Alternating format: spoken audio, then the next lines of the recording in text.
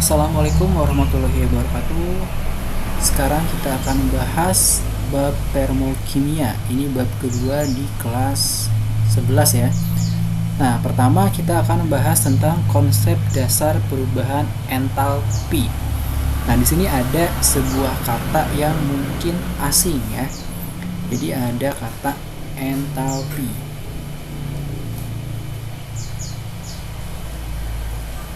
Entalpi, apa itu entalpi? Itu kan ya, entalpi itu adalah sebuah atau jumlah total energi dari suatu sistem yang diukur pada kondisi tekanan tetap.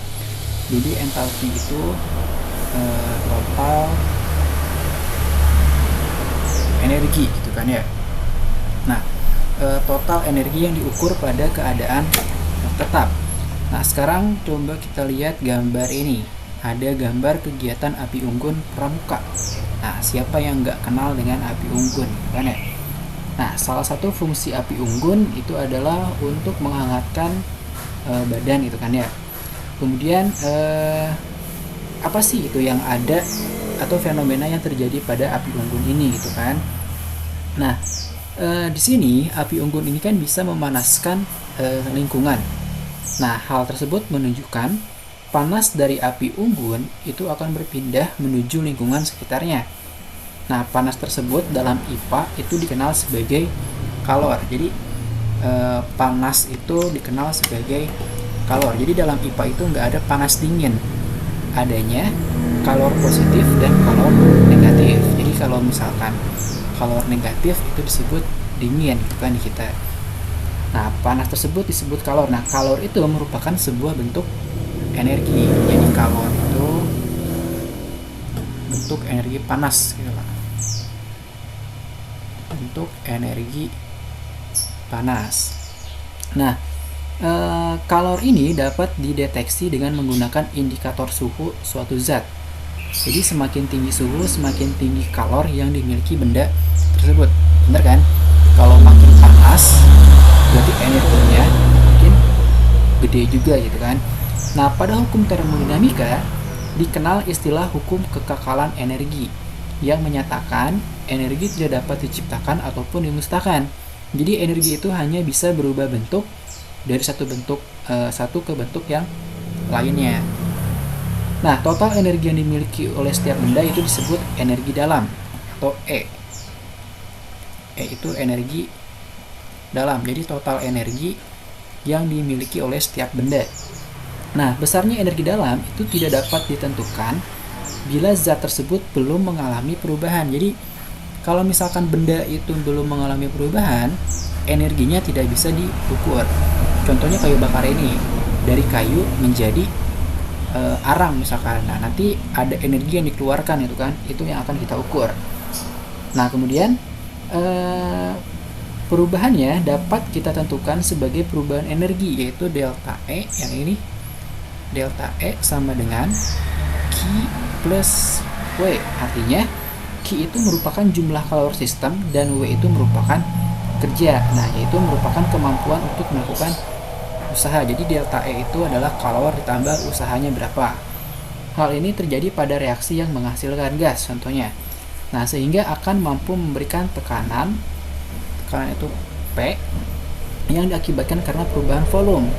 Jadi secara matematis W itu sama dengan tekanan dikali perubahan volume. Jadi definisi kerja untuk sebuah gas itu adalah perubahan volume dikali tekanan itu.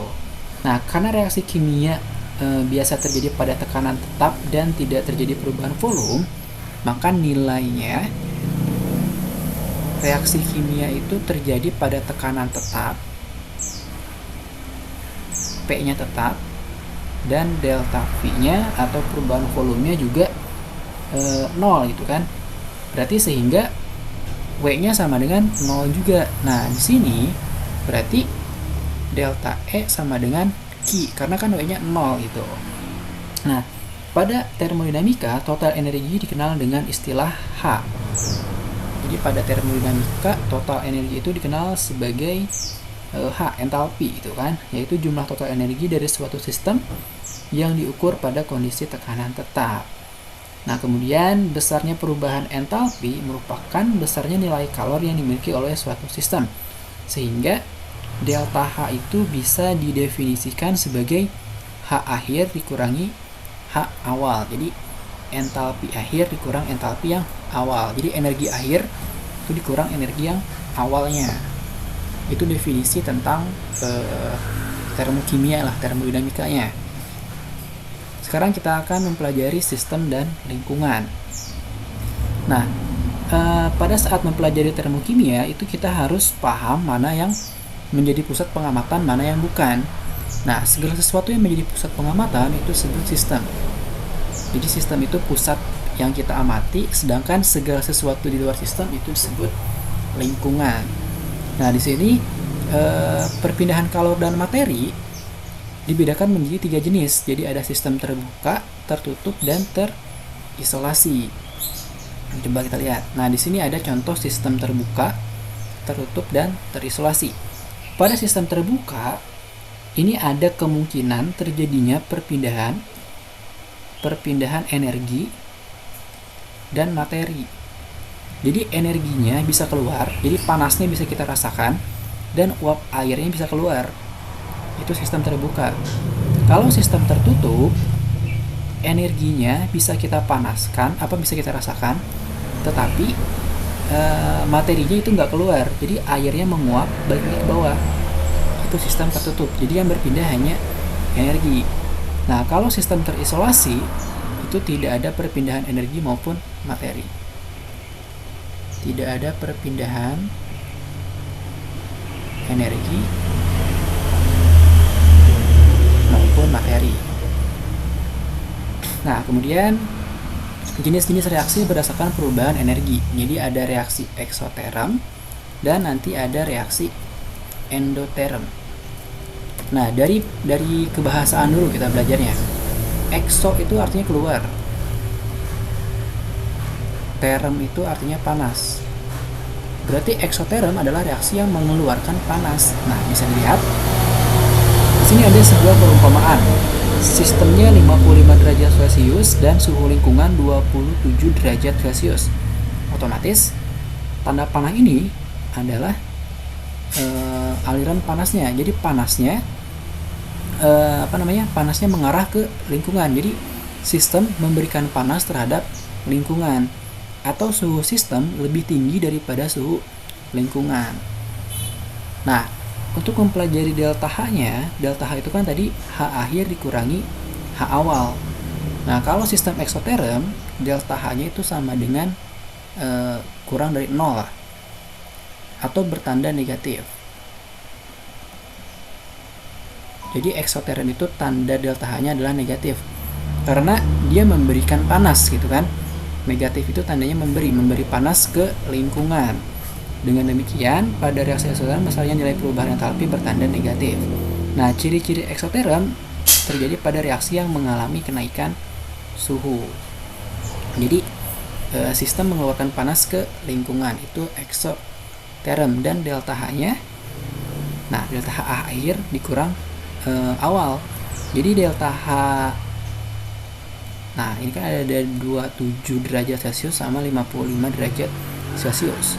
27 derajat Celcius kita anggap delta H akhirnya, kemudian 55 derajat Celcius itu kita anggap delta H awalnya. Jadi akhir kurang awal, 27 dikurang 55, atau lingkungan dikurang sistem. Jadi jelas ya, eksoterm itu mengeluarkan panas, kemudian delta H-nya negatif, itu eksoterm. Nah, endoterm itu kebalikannya, dimana suhu sistem itu lebih kecil daripada suhu lingkungan. Berarti nanti delta H-nya 27 derajat Celcius dikurang 15 derajat Celcius. Delta H-nya pasti negatif, positif kan ya? Positif. Nah, positif itu menandakan bahwa sistem menyerap panas. Jadi panas lingkungan itu diserap oleh sistem. Kebalikannya sama eksoterm. Kalau eksoterm, sistem mengeluarkan panas ke lingkungan. Kalau ini lingkungan memberikan panas ke system. Itu contoh reaksi endoterm. Nah, jadi reaksi endoterm itu terjadi pada reaksi yang mengalami penurunan suhu. Jadi kalau misalkan kalian memegang sesuatu terus itu terasa dingin, itu bisa jadi contoh dari reaksi endoterm. Kalau memegang sesuatu terus dia terasa panas, berarti si benda itu mengalirkan panas kepada kita. Berarti itu reaksi eksoterm. Kalau kita pegang benda terasa dingin, berarti suhu kita diserap oleh benda tersebut. Itu reaksi endoterm. Nah, sekarang kita mengenal persamaan termokimia dulu deh. Di sini ada sebuah contoh persamaan 2H2. Fasenya kita nggak usah tulis dulu. Tambah O2 menghasilkan 2H2O. Delta H-nya entalpinya 489,6 kJ. Nah, di sini cara bacanya adalah pembentukan 2 mol uap air. Jadi pembentukan 2H2O. Kenapa pembentukan? Karena H2 plus O2 menghasilkan 2H2O. Berarti ini reaksi pembentukan. Untuk 2 mol. Kalau untuk 1 mol kita bagi 2 aja semuanya. Berarti 1H2 ditambah setengah O2 menghasilkan 1H2O. Delta H-nya juga dikali setengah atau dibagi 2. Setengah kali 489,6 kJ. Nah, seperti itu. Nah, ini kan untuk reaksi pembentukan itu ya. Kalau misalkan pembentukan itu biasanya reaksinya eksoterm. Kemudian ada contoh soal, tuliskan persamaan untuk penguraian 1 mol uap air, itu yang tadi ya. Jadi H2 plus O2 menghasilkan setengah, delta H-nya berarti kali setengah aja. Kali setengah, karena ini setengah kalinya kan ya. Ini dibagi 2, bagi 2, bagi 2, berarti nilai delta H-nya terus dibagi 2. Atau jadi minus berapa nih? Minus 242,8 kJ. H2 plus setengah O2 menghasilkan H2O. Nah, tapi ini untuk reaksi apa? H2 plus O2, berarti ini reaksi pembentukan. Yang ditanyakan reaksi penguraian 1 mol uap air, 1 mol H2O. Berarti reaksinya dibalik. Harus mengurai itu, bukan membentuk. Berarti H2O terurai menjadi H2 plus setengah O2. Nah, kalau dibalik, berarti delta H-nya dibalik juga. Dari yang tadinya negatif menjadi positif, 242,8 kJ. Nah, itu untuk persamaan termokimia. Jadi kalau misalkan reaksinya dibalik, delta H-nya juga dibalik. Kalau misalkan dibagi 2, berarti semuanya juga dibagi 2. Nah, ini bener ya.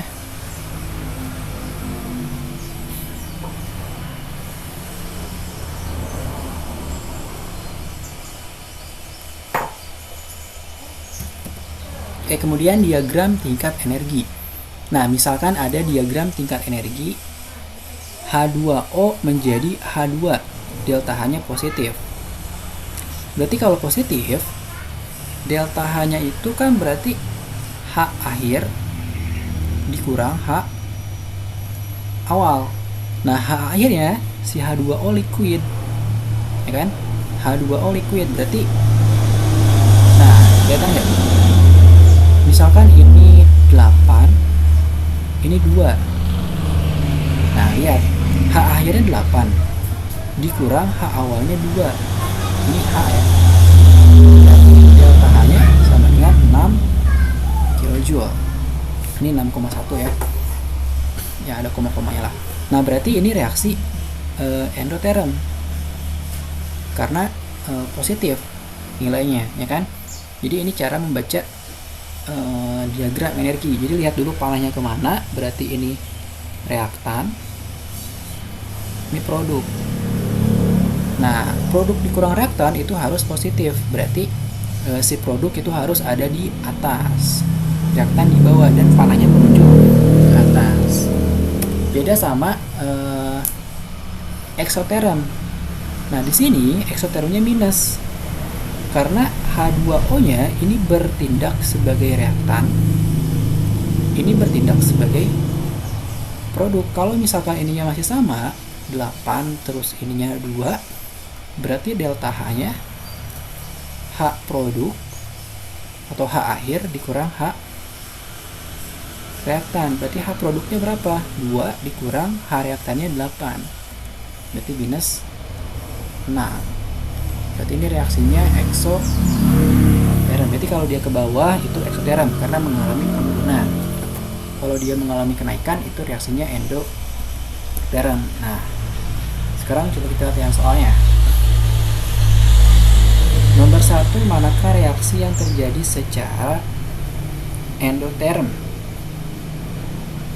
Oke, di sini ada CO2 H2O, ini reaksi fotosintesis. Fotosintesis itu adalah contoh dari reaksi apa gitu kan ya. Fotosintesis itu contoh reaksi pemasakan makanan, berarti itu contoh reaksi endoterm. Nah, yang kedua itu dibalik. Yang tadinya menghasilkan C6H12O6, yang kedua malah diurai. Berarti ini reaksi metabolisme. Reaksi metabolisme itu pasti mengeluarkan panas, karena kita kalau berolahraga kan bermetabolisme, pasti mengeluarkan panas kan, berkeringat gitu. Ini reaksi eksoterm. Kemudian H2O liquid menjadi padat, menjadi gas, berarti ini penguapan. Nah, reaksi penguapan itu reaksi yang membutuhkan panas. Jadi kita kalau untuk menguapkan uap air kan butuh panas ya, berarti ini reaksi endoterm. Jadi lingkungan masuk ke sistem. Nah, di sini ada reaksi L ditambah menghasilkan S. Ini reaksi pembekuan. Nah, reaksi pembekuan itu reaksi yang melepas panas. Karena si sistemnya butuh dingin gitu kan ya, berarti dia melepaskan panas. Kemudian solid menjadi liquid, berarti ini reaksi pencairan. Nah, untuk mencair berarti kan es itu butuh panas, berarti kalau kata butuh itu endoterm. Berarti tadi mana? Yang eksoterm itu 2 dan 3, berarti 2 dan 3 itu salah. 2 dan 4. Exo 2 dan 4 salah. Berarti jawabannya yang D. Kemudian berdasarkan gambar tersebut maka dapat disimpulkan suhu sistem 50, ini 27. Berarti sistem lebih panas dari lingkungan, otomatis sistem akan mengeluarkan panas. Berarti ini reaksi eksoterm. Jadi endoterm salah, dan alurnya itu dari sistem ke lingkungan. Berarti meninggalkan lingkungan yang salah, masuk ke sistem salah. Oke, berarti yang E ya. Eksoterm karena kalor menuju keluar lingkungan. Kemudian nomor 3. Berdasarkan pernyataan tersebut, dia merupakan peristiwa endoterm. Pereaksian dua zat yang diawali dengan pembakaran, setelah reaksi berjalan pembakaran dengan ternyata reaksi tersebut terus berlangsung. Ini reaksi eksoterm karena reaksi pembakaran. Kemudian pelarutan suatu zat mengakibatkan kenaikan suhu larutan. Jadi suhu sistem itu naik, berarti itu eksoterm juga. 2 campuran belum terjadi reaksi dengan pemanasan, ternyata zat mulai bereaksi. Setelah bereaksi pemanasan dihentikan, ternyata zat tersebut berhenti bereaksi. Berarti dia butuh panas karena saat dicampurkan nggak ada reaksi, tapi dengan pemanasan zat mulai bereaksi. Berarti ini butuh panas. Berarti ini reaksinya endoterm. Kemudian pelarutan suatu zat pada pelarutan tertentu ternyata mengakibatkan penurunan suhu larutan. Jadi suhu larutannya turun, berarti dia reaksi endoterm juga. Karena kalau misalkan suhu ini 5 derajat Celcius, kemudian suhu lingkungannya 27 derajat Celcius, berarti masuk ke sistem, berarti dia suhunya turun kan, endoterm. 5 pencampuran menghasilkan nyala api, ini udah jelas eksoterm. Itu jawabannya. Nah, itu dia 4 ya. Oke, yang berempat, berikut ini yang bukan proses peristiwa endoterm. Pencairan es batu. Ini bener kan? Tadi sudah dijelaskan. Pernafasan itu metabolisme. Transpirasi ya, transpirasi itu termasuk ke dalam eksoterm. Berarti yang ini, fotosintesis benar, penjemburan baju benar, memasak juga endoterm. Memasak makanan itu kan proses fotosintesis.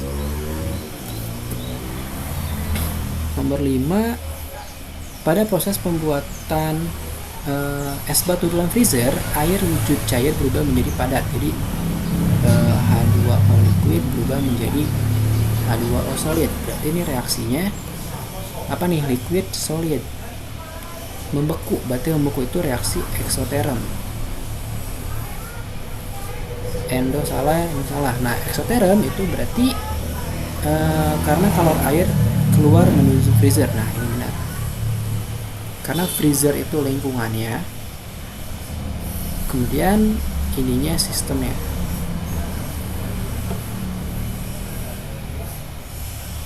Kalau kalor freezer masuk menuju air itu endoterm. Kemudian kalau dari freezer keluar menuju yang wujud cair, keluar harusnya masuk. Yang nomor 6, di sini ada negatif, berarti eksoterm. Reaksi 1 melepas kalor, eksoterm. Ya, bisa jadi. Reaksi kedua eksoterm, harusnya endoterm karena positif. Reaksi 2, lingkungan menyerap kalor. Lingkungan menyerap kalor, harusnya yang menyerap itu kan sistem, jadi patokannya sistem. Jadi sistem itu bisa menyerap, bisa melepas. Lingkungan itu nggak berfungsi gitu. Jadi yang diserap itu suhu lingkungan atau sistem melepas ke lingkungan, bukan lingkungan sebagai patokannya. Berarti ini salah ya. Nah, ingat, bukan lingkungan yang menyerap ataupun melepas, tapi sistem. Sistem itu bisa menyerap suhu lingkungan atau bisa melepas suhunya ke lingkungan gitu. Oke, nomor 7.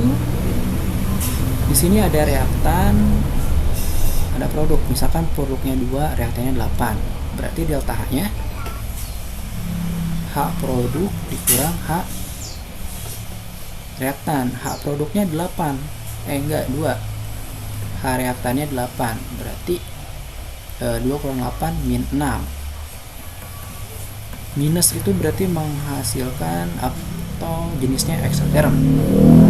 Kurang dari 0. Dari 0 salah, sama dengan 0 salah, lebih dari 0 salah. Berarti yang B, karena reaksinya eksoterm, delta H-nya kurang dari 0. Kemudian nomor 8.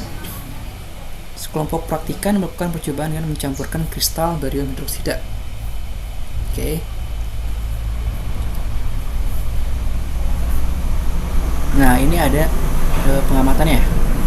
Tabung reaksi menjadi sangat dingin. Tabung reaksi itu kita kenal sebagai sistem. Menjadi sangat dingin berarti lingkungan ya, kitanya yang merasakan dingin. Berarti ini endoterm udah pasti. Reaksinya endoterm. Ekso salah. Nah, kenapa? Karena tabung menjadi dingin, ini benar. Karena reaksi menghasilkan aroma menyengat, ini nggak ada hubungannya. Karena yang kita butuhkan adalah ini sistem, ini lingkungan. Berarti suhu lingkungan diserap oleh sistem. Jadi tangan kita bereaksi di tangan kan, Nah, si suhu tangan kita itu diserap. Suhunya diserap oleh reaksi tersebut di sistem. Oke, sampai di sini untuk konsep perubahan entalpi. Selanjutnya kita akan mengenal tentang jenis-jenis entalpi. Oke, assalamualaikum warahmatullahi wabarakatuh. Jumpa lagi di pertemuan kelas kimia. Sekarang kita masih membahas tentang termokimia. Nah, di kegiatan bergerak kita akan mengenal jenis-jenis perubahan entalpi. Jadi sebelumnya kita sudah mengenal konsep dasar entalpi itu apa. Nah, di sini kita akan mengenal apa aja sih itu jenis-jenis perubahan entalpi. Pertama, ada entalpi pembentukan. Nah, tadi kan ada pembentukan air, satu molekul air, ada penguraian. Jadi jenis-jenis entalpi itu ada banyak, tapi yang biasa keluar atau yang sering banget keluar itu entalpi pembentukan. Jadi entalpi pembentukan itu dari satu unsur atau dua unsur menjadi satu molekul, itu entalpi pembentukan, kan? Nah, kalau misalkan dibalik N2 plus 3H2 menjadi 2NH3, delta H-nya minus 92 kJ. Kalau dibalik, berarti itu menjadi entalpi, kita anggapnya ini H0F ya, karena F itu formation, pembentukan. Nah, kalau dibalik, berarti kan dia jadi 2NH3 mengurai menjadi N2 plus 3H2. Nah, delta H0-nya itu menjadi delta H0D, penguraian. Berarti nilai delta H-nya itu jadi plus 92 kJ. Nah, ini untuk menguraikan 2NH3. Kalau untuk menguraikan 1NH3, tinggal dibagi 2 aja. Berarti ini setengah N2. Ini menjadi berapa nih? 3/2 lah ya, 3/2 H2. Nah, kayak gitu. Berarti ini delta H0D-nya juga dibagi 2, 92 bagi 2 kJ. Nah, itu untuk entalpi penguraian. Lamun ayah paketnya. Nah, atau contoh lainnya adalah penguraian 2 molekul H2O. Berarti kalau untuk satu molekul H2O itu bagi 2 aja, H2 plus setengah O2. Ininya juga dibagi 2, 85,6 dibagi 2. Nah, sekarang untuk entalpi pembakaran. Oh, ini D itu dekomposisi ya, dekomposition. C itu combustion, pembakaran, bukan burning ya, tapi combustion. Kemudian ada entalpi penetralan, netral. Oke. Jadi selain dari 4 ini juga masih ada banyak entalpi penguapan, peleburan, penyubliman, pelarutan, dan lain-lain. Ada banyak ya, tapi konsepnya itu tadi. Kalau misalkan dia dibalik, delta H-nya reaksinya dibalik, berarti delta H-nya juga dibalik, yang tadinya minus menjadi plus. Kalau misalkan dibagi 2, delta H-nya juga bagi 2. Oh, ini langsung ke contoh soal ya. Oke, coba kita lihat contoh soal pertama.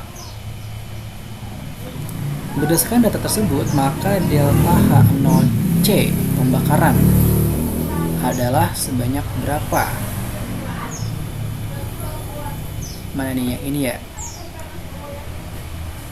Nah, yang ditanyakan kan delta H0C C2H6. Di sini kan ada untuk 2 molekul C2H6 itu min P. Berarti kalau untuk 1, jadi kita tulisnya 2 mol C2H6 itu min P kilojoule. Berarti kalau untuk 1 mol C2H6 itu min P per 2 kilojoule. Berarti yang C. Nah, kemudian nomor 2, berdasarkan data tersebut maka delta H0 formation CO2. Ini reaksinya udah setara belum? Sudah ya. Berarti ini kan reaksi CO2 menjadi C plus O2 itu sebenarnya reaksi penguraian delta H0D plus E kilojoule. Berarti kalau untuk pembentukan C ditambah O2 menghasilkan CO2. Berarti delta H0F. Berarti ini jadi min S kilojoule. min S berarti yang D.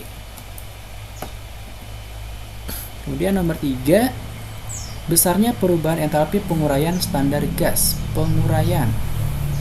Nah, kita lihat dulu. N2 ditambah 3H2 menjadi 2NH3, ini reaksi pembentukan. Karena dari N2 tambah H2 menjadi NH3. Berarti ini delta H0F min 92 kJ. Yang ditanyakan penguraian, berarti dibalik. 2NH3 menjadi N2 plus 3H2. Delta H0D-nya plus 92 kJ. Seperti itu. Nah, yang ditanyakan untuk 1 NH3 aja nih. Berarti untuk 1 NH3 kita bagi 2. NH3 menjadi setengah N2 plus 3/2 H2. Delta H0D-nya plus 92 bagi 2. 92 bagi 2 itu berapa? 46 ya? Oh, ininya jadi plus 46 kJ.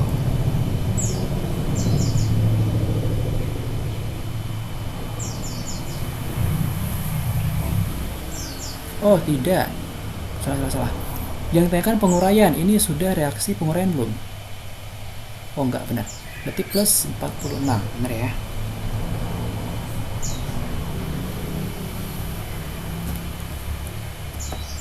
Ini nomor 3. Nah, nomor 4, besarnya delta H0F. Berarti ini reaksi pembentukan. Nah, di sini udah benar nih reaksi pembentukan. N2 tambah 3H2 menjadi 2NH3. Ini sudah reaksi pembentukan ya. Minus 92 kJ. Tapi yang ditanyakan 1 kan per mol, berarti per 1 mol. Berarti sebenarnya ini berapa? Bagi 2 aja gitu kan ya. Berarti delta H0F sama dengan min 92 bagi 2 minus 46 kJ per mol. Kalau di sini kan masih kilojoule aja. Berarti kalau untuk 1 molnya ya tinggal dibagi 2.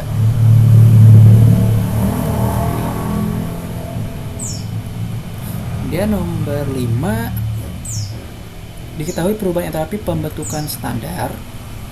Pembentukan nih, berarti delta H0F adalah sebesar ini, persamaan termokimia yang tepat. Pembentukan berarti apa ditambah apa tambah apa menjadi Na2SO4. Delta H0F-nya itu min 1267. Di sini kan ada 3 atom, Na, S sama O. Berarti harus ada 3 juga. Na, S, dan O. Nah, oksigen itu kan rumusnya O2. Berarti tinggal sesuaikan. Na-nya butuh 2, berarti 2. O-nya butuh 4, berarti ini kali 2. Nah, kalau yang A itu reaksi penguraian, yang B juga reaksi penguraian. Di sini ada reaksi plus min. Ini reaksi pengionan. Berarti salah juga, yang salah.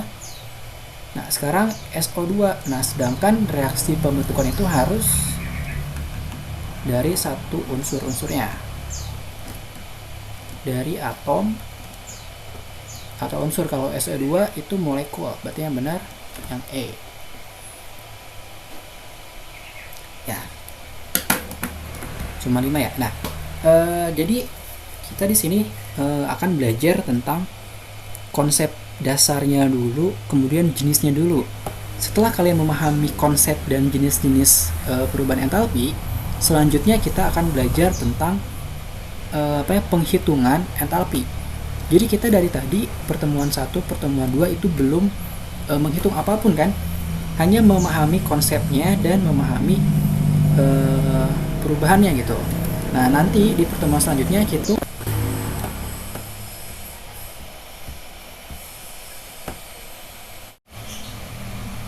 Halo, assalamualaikum warahmatullahi wabarakatuh. Jumpa lagi di kelas kimia. Nah, di sini kita akan melanjutkan pembahasan mengenai termokimia, yang mana di sini kita akan menentukan entalpi reaksi berdasarkan percobaan dan perubahan entalpi pembentukan standar. Jadi di pembahasan sebelumnya kita sudah mengenal jenis-jenis entalpi reaksi. Jadi ada entalpi pembakaran, ada entalpi pembentukan, ada entalpi penguraian dan lain-lain. Nah, di sini kita akan membahas tentang penentuan entalpinya itu sendiri. Jadi kita akan menghitung delta H-nya. Nah, seperti apa caranya? Nah, pertama ada berdasarkan percobaan, kemudian kedua ada berdasarkan perubahan entalpi pembentukan standar. Nah, yang pertama penentuan entalpi reaksi berdasarkan data percobaan. Nah, di sini berdasarkan data percobaan itu kita menggunakan yang namanya alat kalorimeter boom. Menggunakan alat kalorimeter dengan prinsip kalorimetri. Kalorimetri. Nah, apa itu prinsip kalorimetri? Jadi prinsip kalorimetri itu adalah perubahan entalpi yang diukur pada tekanan konstan. Nah, di sini kan ada sebuah contoh alatnya nih. Ada kalorimeter sederhana, ada kalorimeter dari styrofoam, ada dua. Dan ini kalorimeter yang sudah sangat modern lah. Nah, di sini yang diukur adalah perubahan kalornya. Jadi, nah di sini ada termometer nih. Kita mengukur perubahan suhu yang terjadi nantinya. Nah, itu disebut sebagai perubahan kalor nanti. Kemudian alat yang digunakan itu kalorimeter, yaitu alat yang digunakan untuk mengukur perubahan termal atau perpindahan kalor. Kemudian perubahan kalor pada suatu reaksi itu dapat diukur melalui pengukuran perubahan suhu yang terjadi. Nah, jika kalian belajar fisika ya di kelas berapa ya, kelas 8 apa kelas 9 itu, kalian akan mengenal yang namanya rumus ini nih, Q sama dengan MC delta T. Nah, ini kan rumus untuk kalorimetri kan, rumus kalorimetri. Jadi rumus perubahan kalor itu, Q-nya itu kalor, kemudian delta T-nya adalah perubahan suhu. Nah, seperti itu. Jadi perubahan suhu itu akan mempengaruhi nilai kalor. Nah, kemudian ini prinsip dari kalorimetri.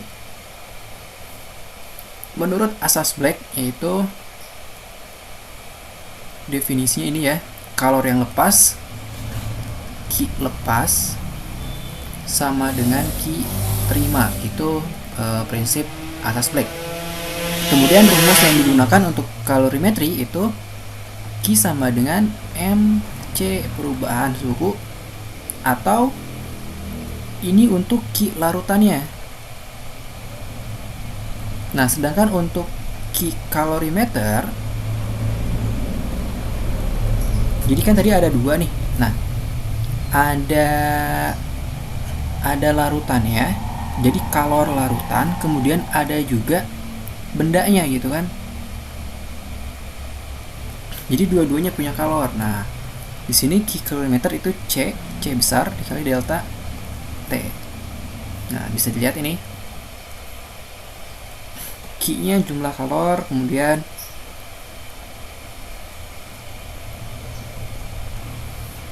di sini ada nilai Q, bisa Q besar, bisa Q kecil ya. Q itu jumlah kalor, satuannya joule. Kemudian M itu massa zat, kemudian delta T perubahan suhu.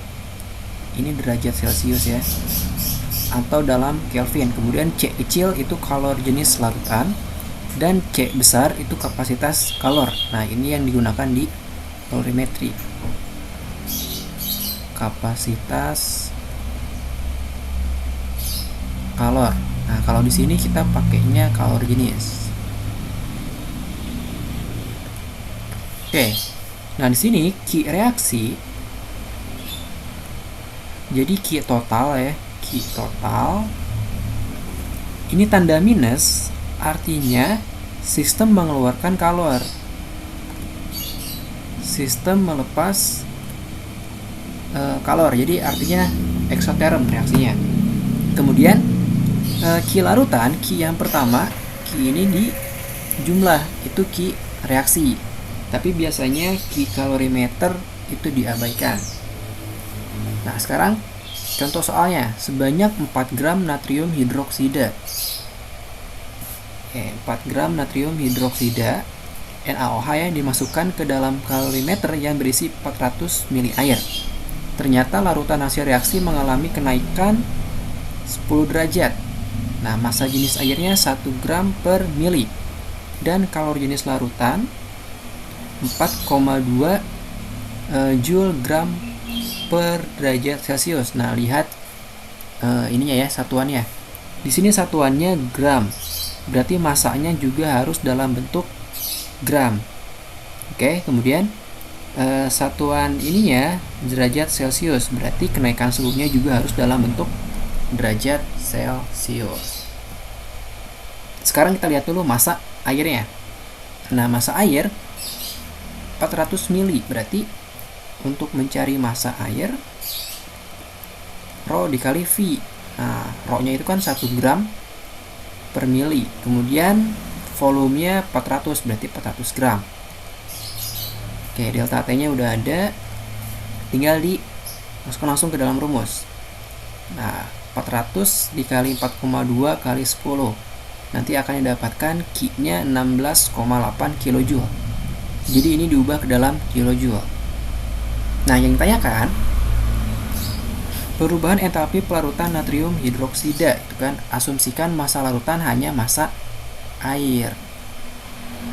Jadi si massa NaOH-nya itu kita nggak masukkan karena hanya diasumsikan massa larutan hanya massa air. Jadi harusnya ini kan bukan 400 gram, tapi kita tambahkan lagi 400 tambah 4 gram NaOH. Nah, tapi kan disuruhnya hanya asumsikan massa larutan itu adalah massa air.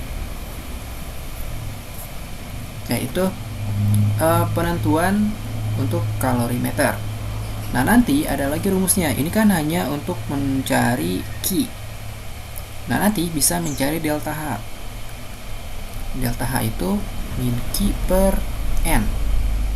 Jadi untuk mencari entalpinya, ini kan baru mencari kalor. Kalau untuk mencari entalpinya, delta H sama dengan min Q kalor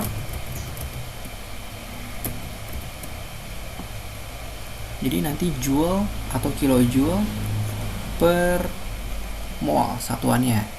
Kilojoule per mol. Jadi si min Q-nya dibagi N. Nah, di sini kan ada 4 gram NaOH. Kita cari dulu molnya. Mol NaOH-nya 4 per 40, berarti 0,1 mol. Nah, berarti kita bisa nyari delta H-nya. Delta H sama dengan Q per N. Q-nya 16,8 dibagi 0,1. Berarti 168 kJ per mol. Ini ngalangin ya. Nah, itu untuk mencari delta H-nya. Oke, lanjut ya. Nah, penentuan entalpi reaksi yang kedua adalah berdasarkan entalpi pembentukan standar.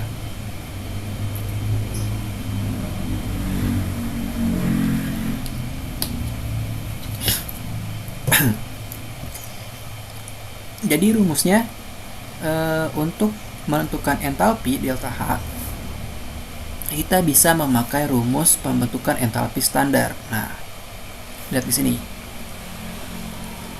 Di sini ada delta H0F produk dikurang delta H0F reaktan. Jadi misalkan ini ada sebuah reaksi A plus B menghasilkan C. Nah, masing-masing A, B, C itu mempunyai delta H0F. Misalkan A delta H0F-nya 8.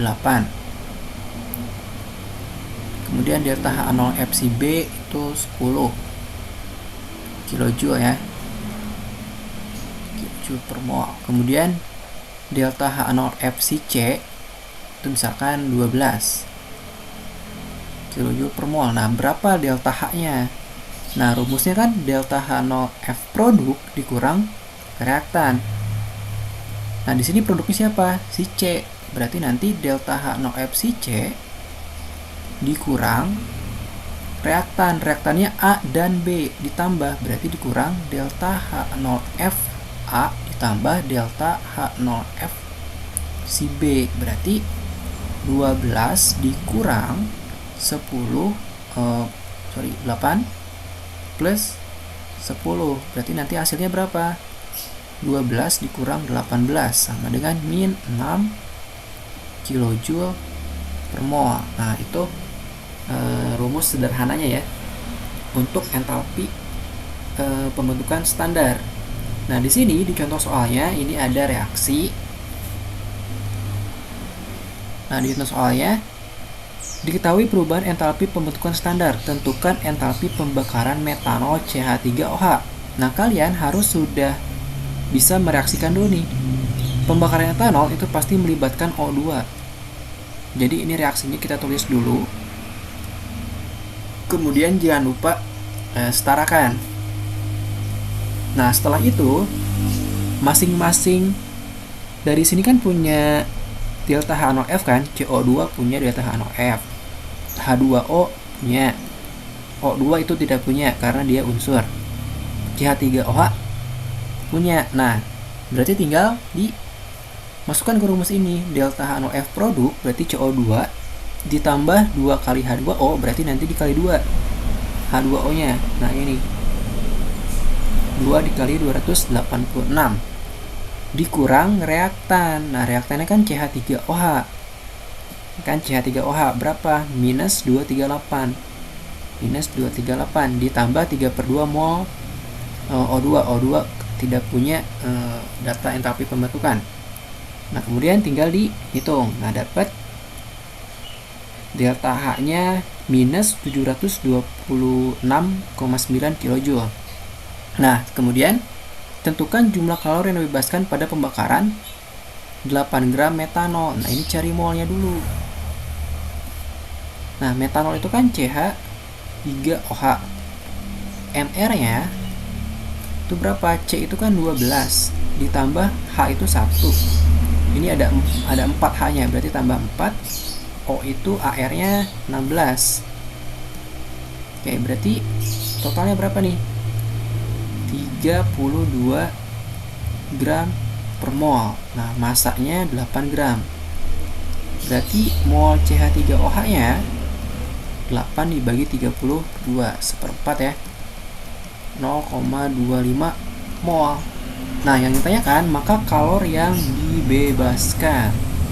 Nah, pakai rumus yang tadi kan, delta H sama dengan Q per N. Berarti untuk mencari Q, delta H dikali N. Delta H ya kita sudah dapat tadi, min 726,9 kilojoule per mol ya, kilojoule per mol dikali 0,25.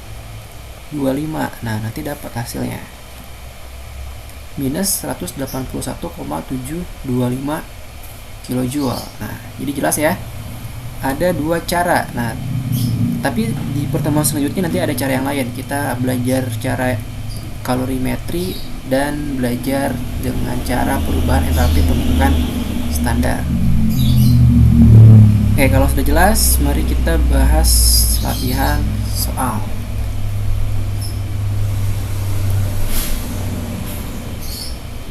Oke, di sini nomor 1 diketahui dulu deh.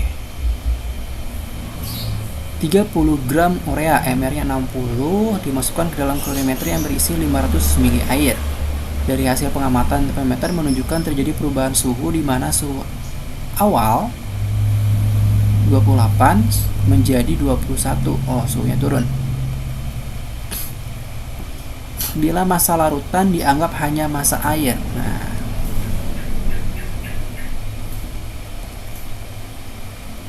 hanya massa air.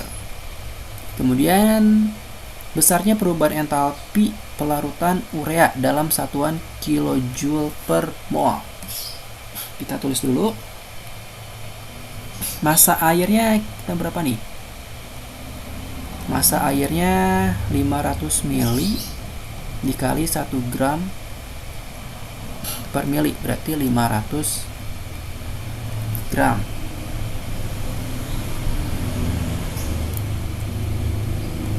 Nah, kemudian si C nya 4,2 Joule gram min 1 delta C min 1, berarti satuannya sudah benar gram, dan perubahan suhunya dalam derajat Celcius, berarti 28 dikurang 21, 7 derajat Celcius. Kemudian kita langsung pakai rumus Q sama dengan MC delta T. Nah, masanya 500 gram, C-nya 4,2, delta T-nya 7, berarti Q-nya 500 kali 4,2 kali 7 minus 14.700 Joule. Kenapa minus? Karena tadi ini minus ya harusnya. Ini harusnya 21 kurang 28, sorry. Nah, berarti 14,7 kilojoule. Nah, maksudnya berarti ini suhunya melepas kalor. Kemudian yang diminta itu adalah 30 gram urea, MR-nya 60. Kita hitung dulu. Mol urea 30 gram dibagi 60 gram per mol, berarti setengah mol atau 0,5 mol. Nah, kemudian kita cari delta H-nya. Delta H sama dengan Q per N. Oke. Min Q per N. Berarti min 14,7 kilojoule dibagi 0,5 mol. Berarti berapa nih? Plus 29,4 kilojoule per mol. Gede ya.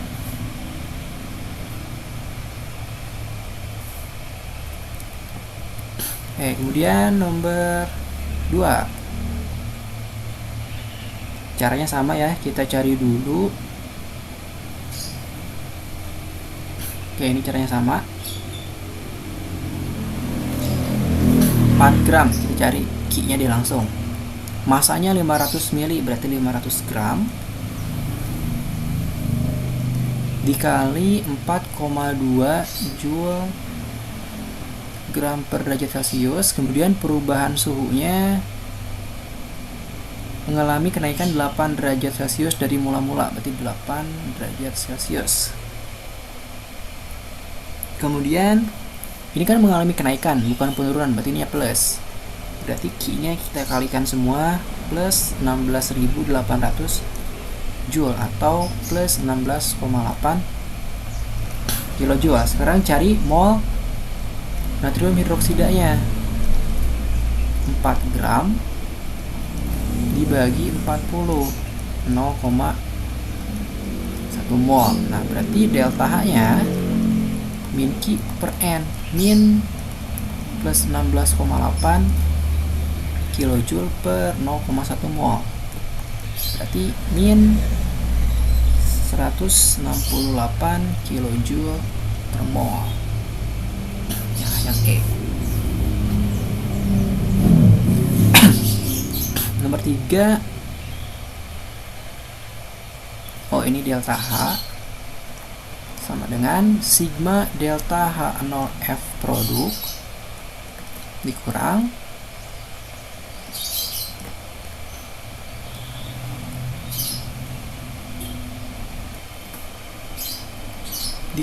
sigma delta H0F reaktan. Oke, kita cek dulu ini reaksinya sudah setara apa belum. Reaksi sudah setara ya.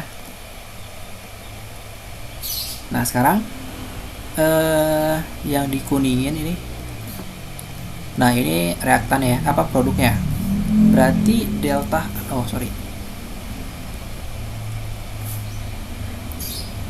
delta H-nya produk 4 dikali CO2 ditambah 6 kali H2O dikurang 2 kali C2H6. ditambah 7 kali O2, tapi O2 itu 0 ya. Nah, berarti 4 dikali CO2 berapa? CO2 minus 394 ditambah 6 kali H2O. H2O itu minus 242.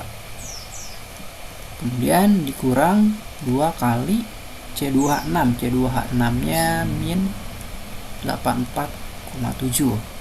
Oke, jumlahkan.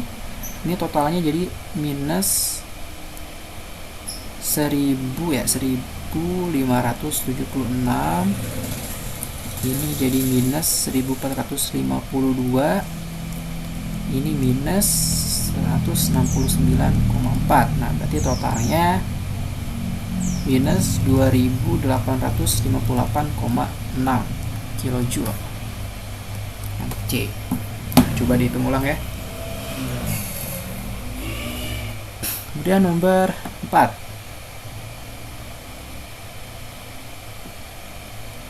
Oh iya, kita lihat dulu ini berapa besarnya perubahan entalpi reaksi. Ya, benar.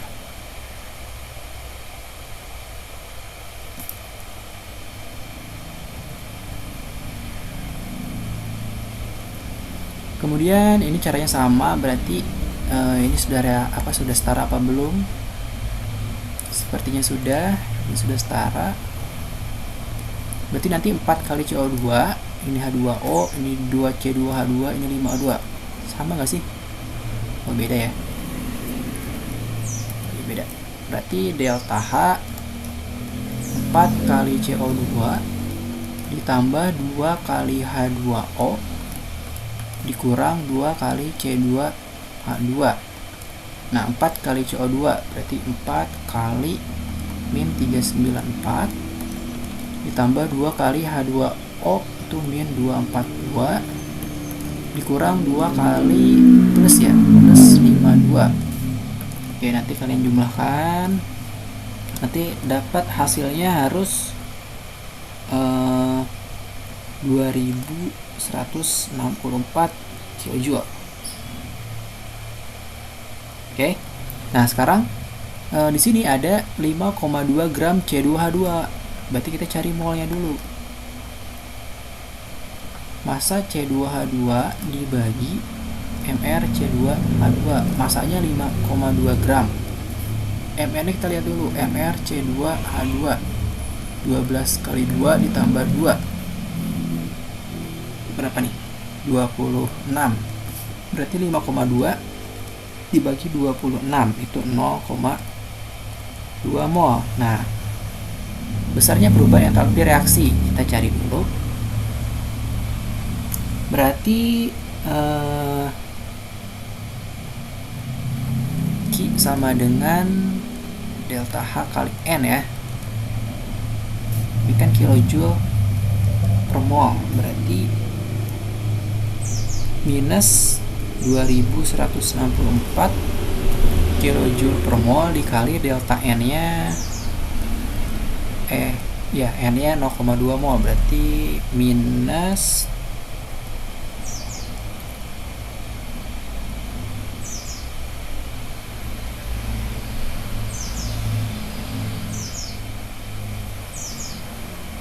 berapa nih?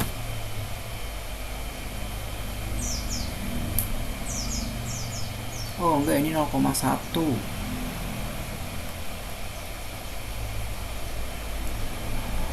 Oh iya benar, ini tadi ada yang salah kayaknya. Ini 0,2 mol. Nah, di sini juga ini untuk 2 mol ya. Untuk 2 mol. Berarti nanti coret 2164 dikali 0,1 berarti minus 216,4 kilojoule. Kenapa? Karena ini tuh bukan untuk 1 mol ternyata. Nah, untuk 2 mol. Kenapa? Karena ini ada koefisien 2. Nah, berarti yang tadi juga ini kan untuk 2. Nah, sebenarnya ini juga untuk 2 nih. Untuk 2 mol. Kalau untuk 1 molnya kita bagi 2. Berapa nih bagi 2? 2858,6 bagi 2 1429,3. Nggak ada ya? 2858 ya, mungkin itu. Ini untuk 2 mol ya. Oke, jadi perhitungannya seperti itu. Kalorimetri dan delta H0F atau entalpi pembentukan. Di video selanjutnya kita masih akan belajar tentang penentuan entalpi reaksi tapi berdasarkan energi ikatan dan hukum Hess. Halo, assalamualaikum warahmatullahi wabarakatuh. Jumpa lagi di kelas kimia. Nah, masih di bab termokimia. Di kegiatan belajar 4, kita akan menentukan entalpi reaksi berdasarkan hukum Hess dan data energi ikatan. Hukum Hess dan data energi ikatan. Oke, nah sebelumnya kita sudah belajar penentuan entalpi reaksi itu pertama berdasarkan kalorimetri dan yang kedua data energi ikatan. Berarti kita bisa anggap hukum Hess itu penentuan yang ketiga dan data energi ikatan itu yang keempat. Berarti ada 4 cara untuk menentukan entalpi reaksi di termokimia.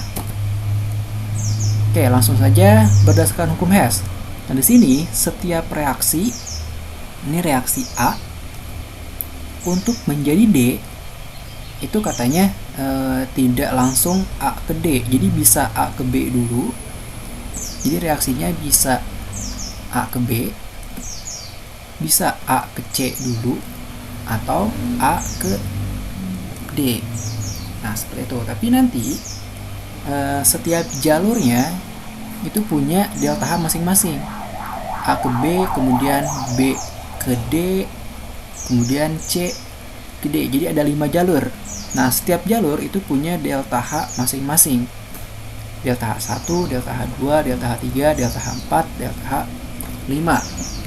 Nah, tapi yang kita cari itu tetap reaksi A ke D. Nah, reaksi A ke D itu kan delta H3. Ya kan? Jadi maksudnya bagaimana kita mencari jalan A ke D selain A ke D langsung itu. Jadi bisa melewati A ke B. Jadi kita kan mau mencari delta H-nya nih. Nah, kalau misalkan langsung itu kita dapat delta H3 A ke D. Kalau lewat jalan atas A ke B dulu, berarti delta H1, kemudian B ke D. Berarti delta H1 ditambah delta H4. Ya kan? Atau lewat bawah. Sama dengan, ini kan sama aja nih lewat bawah. A ke C, delta H2, kemudian C ke D. Berarti delta H2 ditambah delta H5. Nah, harus sama dengan yang langsung A ke D. A ke D itu delta H3. Nah, jadi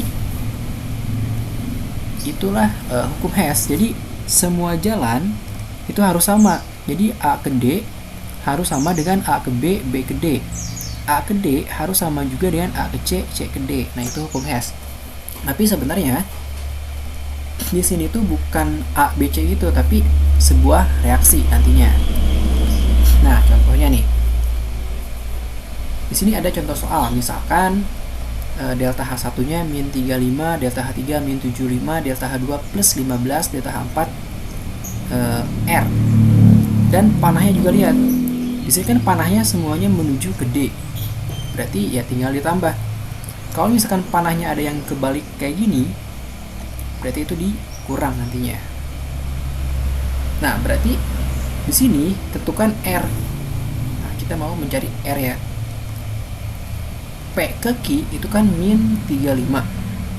Kemudian Q ke S min 75. P ke R itu plus 15. Yang ditanyakan si R ini berarti S ke R kan. Nah, S ke R itu berapa? Nah, kita bisa lihat dari diagram si delta H2 nya. Kenapa patokannya delta H2? Karena patokannya R ini. Coba kita lihat. Jika P langsung ke R, itu langsung delta H2. Ingat ya, jika P langsung ke R, itu akan didapat delta H2 plus 15 kJ. Tapi kalau misalkan melalui jalan yang lain, P-nya ke Q dulu, terus ke S dulu, terus ke R, dia melewati 3, ya kan? Delta H1 tambah delta H3 tambah delta H4, tapi ujung-ujungnya sama di R. Jadi P ke Q, Q ke S, kemudian Q ke R. Nah ini kan sama-sama ke R nih. Nah berarti kan harus sama. Delta H totalnya ya harus sama, harus plus 15 kJ. Nah P ke Q itu tadi berapa? Delta H1. Delta H1 ditambah Q ke S, delta H3, kemudian S ke R ditambah delta H4 harus sama dengan delta H2, kayak gitu kan. Delta H1 nya min 35 ditambah delta H3 nya min 75 ditambah delta H4 sama dengan plus 15 kJ. Nah berarti delta H4 harus kita otak-atik dulu aja, plus 15, kemudian ini pindah ruas jadi plus 35, ini pindah ruas jadi plus 75. Nah berarti jadi plus 125 kJ. Nah jadi ingat ya, untuk mendapatkan nilai R ada dua jalan, ada yang langsung ke bawah, ada yang kemana-mana dulu gitu, tapi nilainya harus sama, plus 15. Nah lihat aja di reaksi yang ini nih. Jadi bisa P langsung ke R, bisa P ke Q dulu, ke S dulu, baru ke R. Itu hukum Hess. Contoh soalnya. Nah contoh soalnya ini agak beda ya, tapi ini sama aja. Nah, di sini hitunglah perubahan entalpi reaksi CaO tambah CO2 menghasilkan CaCO3. Nah, di sini ada data reaksinya, data ke-1, data ke-2, data ke-3. Nah, coba perhatikan. Nah, di sini kan anggap ini jalannya nih, 3 jalan, tapi kita ingin mendapatkan reaksi yang kita inginkan, CaO plus CO2 menghasilkan CaCO3. Sekarang CaCO3 itu ada di mana? Ada di data ketiga. Letaknya sama nggak di kanan? Nah, CaCO3 ada di sebelah kanan panah, berarti kan dia sebagai produk. Oke, berarti sama sebagai produk. Kemudian CaO, kita dari sini dulu deh. CaO itu tadi letaknya di mana? Ada di reaksi 1. Tapi di reaksi 1 itu CaO ada di sebelah produk, sedangkan kita butuhnya ada di reaktan. Berarti reaksi 1 itu dibalik, jadi CaO menghasilkan Ca plus setengah O2. Nah karena reaksinya dibalik, berarti delta H nya juga harus dibalik, dari yang tadinya minus menjadi plus 635,5. kemudian CO2 ada di mana? Di sini, di data kedua, dan letaknya itu ada di produk, sedangkan di sini ada di reaktan, berarti harus dibalik juga. Berarti CO2 menghasilkan C plus O2. Nah, delta H-nya sama dengan dibalik juga, jadi plus 93,5 kJ. Kemudian yang ketiga CaCO3. Nah, CaCO3 letaknya sudah sama, ada di kanan kan, berarti nggak usah dibalik. Ca plus C tambah setengah O2 menghasilkan CaCO3 min 1207,1 kJ. Nah, langkah selanjutnya kita tinggal menyetarakannya aja. Ini kan tinggal ditambah. Kalau misalkan dia ada yang sama, jadi Ca ada di produk dan Ca juga ada di reaktan, kita coret. Kemudian C nya di produk, ini C di reaktan, tinggal coret ya, seperti itu. Nah nanti didapatkan hasil seperti ini. Nah hasilnya itu sama nggak dengan yang kita inginkan? CaO plus CO2 menghasilkan CaCO3. Nah sama kan? Berarti reaksinya sudah benar. Nah berarti delta H nya tinggal di jumlah plus 63,5 di jumlah 393,5 dikurang 1207.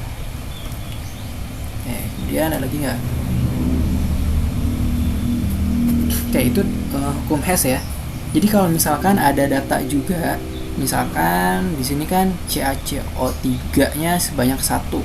Kalau misalkan dibutuhkannya 2, berarti nanti delta H-nya tinggal dikali 2. 2 kali. Nah, kalau misalkan dibutuhkannya 2 ya. Kalau misalkan dibutuhkannya 1 tapi di sininya 2, berarti kan dikali setengah. Jadi tinggal di pas-pasin aja lah gitu.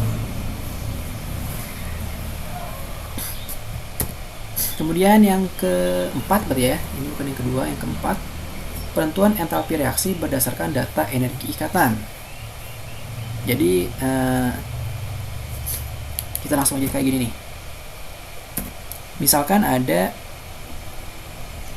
CH4. Nah, setiap ikatan C sama H itu punya yang namanya data energi ikatan. Jadi energi ikatan C sama H itu ada datanya. Kemudian ditambah O2 misalkan. Nah, ikatan rangkap 2 ada energi ikatannya. Nah, jadi setiap ikatan itu punya data energi ikatan. Kemudian menghasilkan CO2 misalkan. CO2 berarti ada juga data energi ikatan C rangkap 2. Nah, cara untuk menentukan delta H dari reaksi ini itu dengan cara sigma energi ikatan kiri dikurang sigma energi ikatan yang di kanan. Nah, yang di kiri itu kan ada sebanyak 4 ikatan CH. 1, 2, 3, 4. Jadi nanti 4 dikali ikatan CH ditambah yang di kiri itu ada O2. O2. Berarti 1 dikali ikatan O sama O. Jadi dihitungnya ikatannya ya. Nah, nanti berapa? Ini berapa? Dikurang yang ada di kanan. Nah, di kanan itu ada 2 kali ikatan C rangkap 2 O. Berarti berapa? Nah, tinggal dikurangi. Berarti ini totalnya berapa? Misalkan ini X, ini Y, ini Z. Berarti nanti X tambah Y kurang Z. Nah, seperti itu.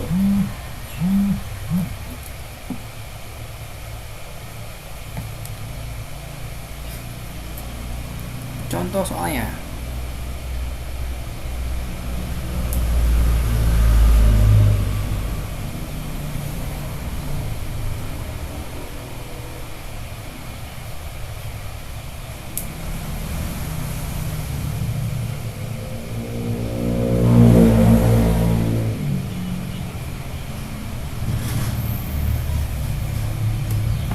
Oke, ini contoh soal.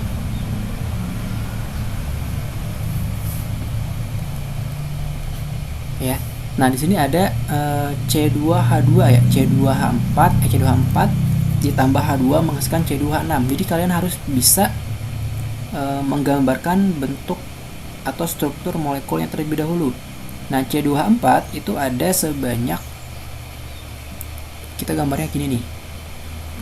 Nah, ini kiri, ini kanan. Nah, di kiri itu ada 1, 2, 3, 4. Ada 4 ikatan C sama H. Ya kan? Kemudian ada 1 ikatan C rangkap 2C. Dan ada 1 ikatan H sama H.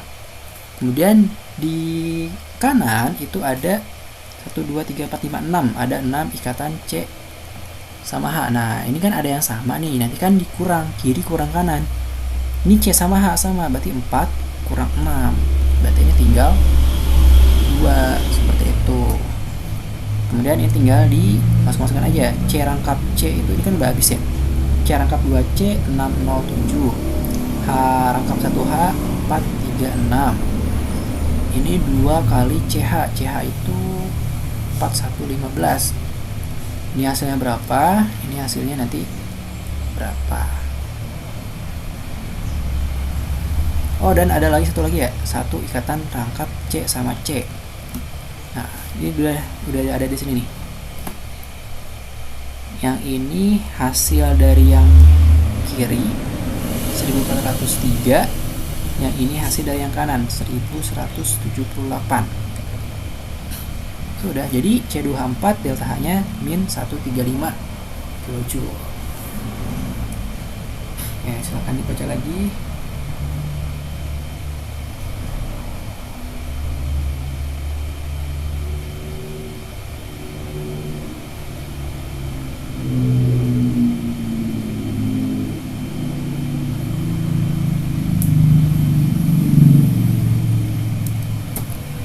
Nah, latihan soal.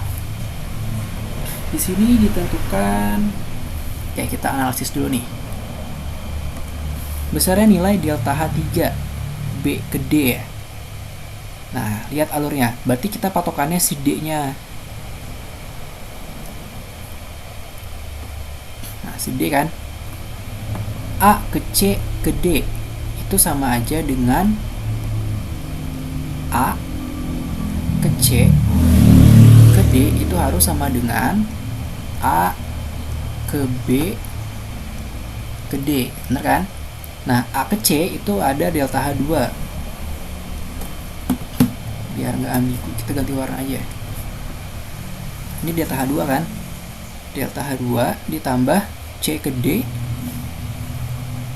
delta H4. Delta H4. Nah, sama dengan apa ini? Nah, sama dengan A ke B. A ke B itu delta H1. Delta H1 ditambah B ke D itu delta H3. Ya kan? Nah, delta H2 itu nilainya berapa? Plus Q. Ditambah delta H4 itu R. Oke, delta H1 min P tambah delta H3. Berarti delta H3 sama dengan ini tinggal pindah ruas. Berarti plus Q plus R min P pindah ruas jadi plus P. Nah, tinggal cari yang sama. Nggak ada min P. Ya kan? Kemudian nggak ada min P juga.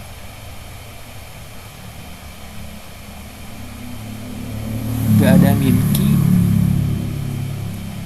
Ini jadi min semua ya, salah. Berarti yang E plus semua. Nah, seperti itu ya. Jadi lihat dulu patokannya mana gitu. Misalkan patokannya si D, kalau kakak ngambilnya yang D. A ke C, C ke D harus sama dengan A ke B, B ke D.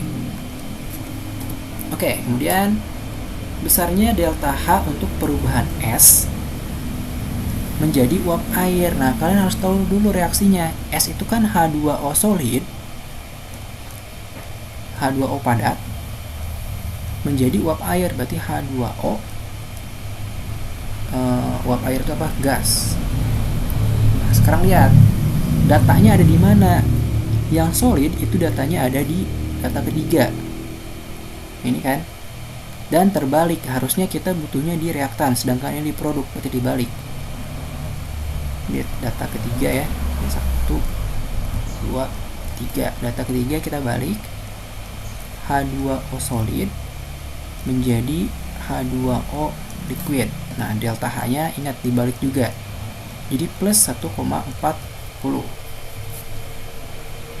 Kemudian apalagi kita butuhnya yang gas. Oh, yang gas ada 2 nih. Berarti kita harus semuanya dulu.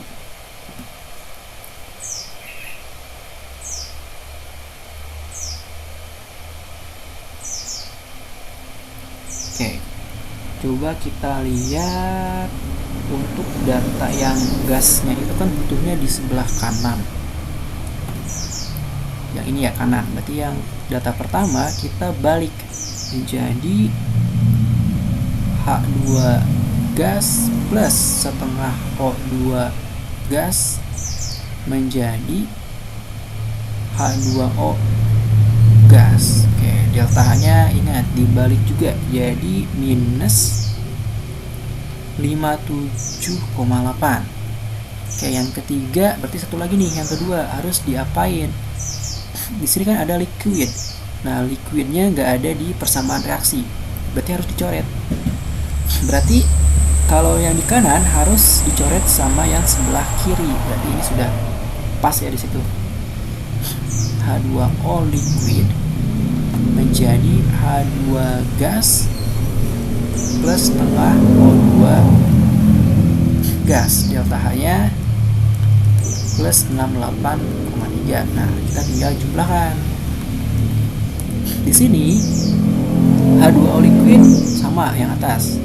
Kemudian H2 gas juga ada. Setengah O2 juga coret. Nah, berarti yang bersisa tinggal H2O solid dan H2O gas. Berarti udah bener ya reaksinya, H2O solid menjadi H2O gas. Nah, reaksinya sudah sama dengan reaksi yang diinginkan. Inginkan reaksi yang diinginkan. Nah, sudah sama, berarti delta H-nya jumlahkan.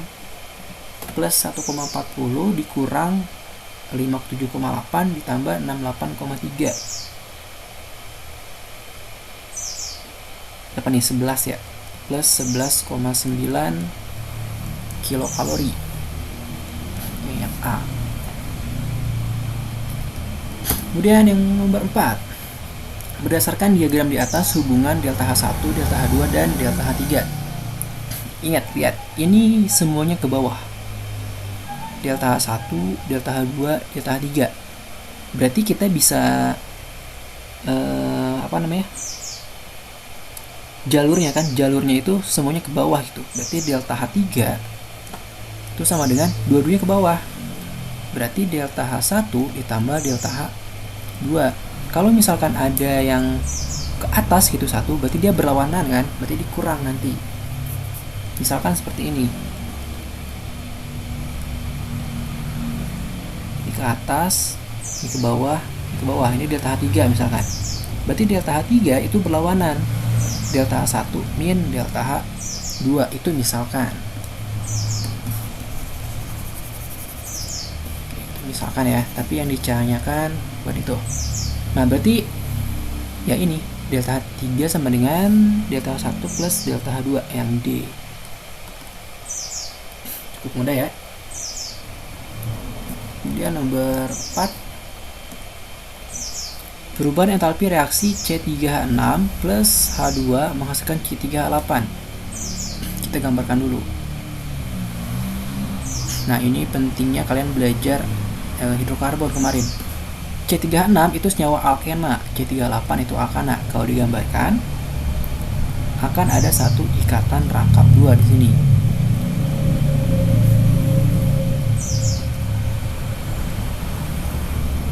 Nah, seperti ini, C3H6 ditambah H2 menghasilkan C3H8.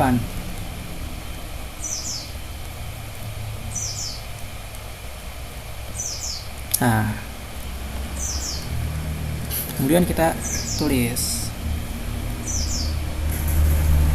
yang di kiri, ini yang di kanan. Nah, di kiri itu ada sebanyak 1, 2, 3, 4, 5, 6.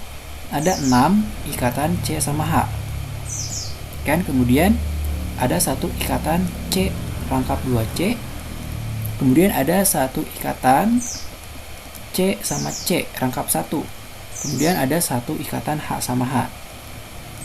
Nanti kalian cari datanya di atas. Kemudian yang di kiri ya. Kemudian di kanan ada 8 ikatan C sama H. Kemudian ada 2 ikatan C sama C. Nah, seperti itu. Berarti ini tinggal dicoret aja. Ini 6, ini 8, berarti nyisa 2. Kemudian ini 1C, ini ada 2, berarti nyisa 1, kan? Berarti ininya habis, ini habis, ini gak ada. Ini tinggal 2 dikali C sama H itu 414. Kemudian 1CC itu 343. Jumlahkan ke bawah. Nanti hasilnya jumlahkan sendiri ya. Ini 1171. Kemudian C rangkap 2C itu 620. H sama H 343. Jumlahkan, berarti ini dapat 1056. Nah, udah dapat kan? Berarti delta H sama dengan energi ikatan kiri dikurang sigma energi ikatan kanan. 1056 dikurang 1171. Berarti min 1115 kilojoule. Minus ya, bukan plus. Nah, ini MB. Oke, jadi ada 4 cara untuk menentukan delta H ya tadi. Ada cara kalorimetri, ada cara data entalpi pembentukan, ada cara hukum Hess, dan terakhir ini data energi ikatan. Ya, semoga saja semuanya bisa dipahami. Sekian untuk materi termokimia. Selanjutnya akan ada evaluasi soal di pertemuan atau di video selanjutnya. Wassalamualaikum warahmatullahi wabarakatuh.